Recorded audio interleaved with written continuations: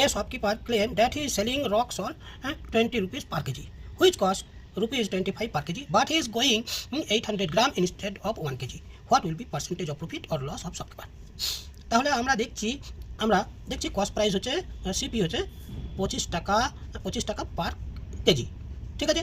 তাহলে দোকানদার কিন্তু 1 কেজির পরিবর্তে 800 দিচ্ছে। তাহলে সিপি অফ 1 কেজি তার দাম পড়ছে 1 কেজি দাম হচ্ছে 25 টাকা, ঠিক আছে। তাহলে CP of 1 KG is equal to 1000 গ্রাম, ঠিক আছে। তাহলে সিপি অফ 8 গ্রাম দাম কত হবে?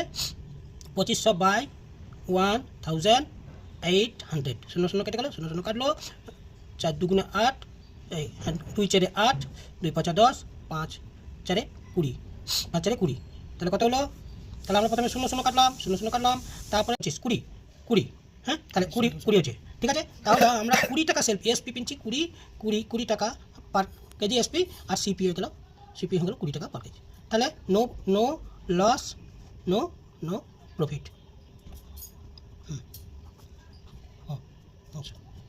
20 - 20 0।